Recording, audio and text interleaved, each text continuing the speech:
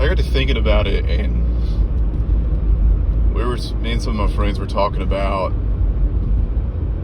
how, like, famous athletes, and they're like, they have their friends that just, they're hangers on. They have that sense of entitlement. They got their hand out. They want some money, and how it gets them into trouble. And I was thinking about it. I knew some people that were like that, but for much lower stakes.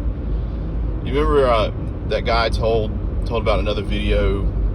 He was always lying and telling stories. Well, he had ambitions to become a pharmacist, Joe.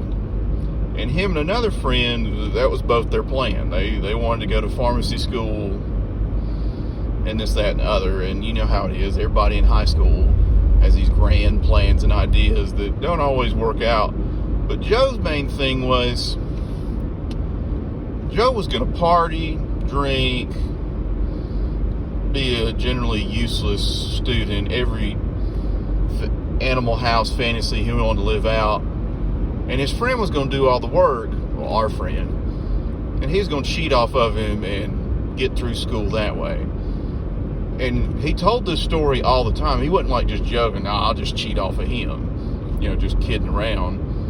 No, he really meant it, and he spoke of it often. And the other friend put an end to that pretty quickly.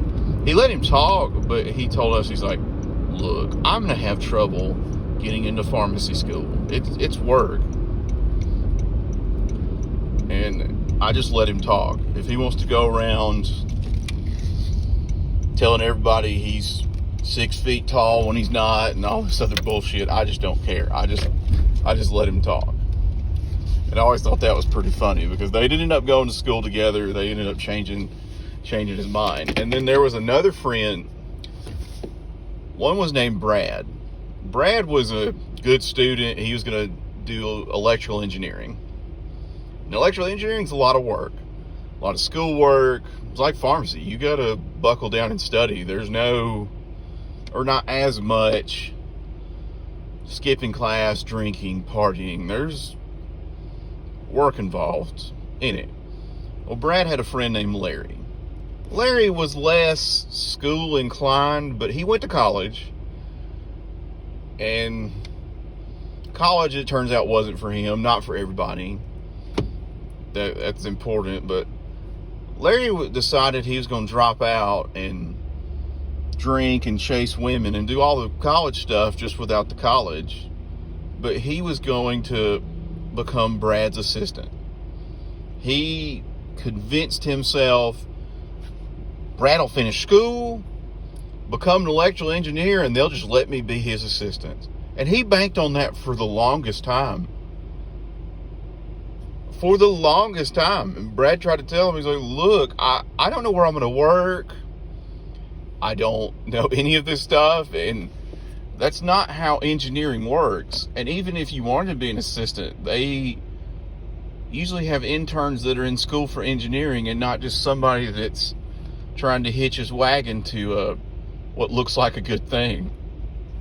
But he was convinced, and he would tell people that, and no matter how much his friend would tell him otherwise, he counted on that for the longest time. And it didn't end up working out, because he got a good job, Brad did, and Larry wasn't allowed to come along, because that's not how things work. And then I've had other people that, for even lower stakes, somebody got a job somewhere. Oh, well, they'll just get me a job there. It's that simple. That is not how it works at places. And sometimes it works out, but usually if somebody gets a job as a manager, they can't just hire their friends. They discourage that. They don't want you to do that. But people will think so. So it's just, be wary of people and their entitlement, because people will feel entitled even if it's the lowest stakes ever. Like, get a job at a fast food place. Oh, I'm going to get free food. My buddy works there. You can't just go in there like you own the place, because that will not only not get you food, but it'll get your friend fired. And that is just not the way to go about it.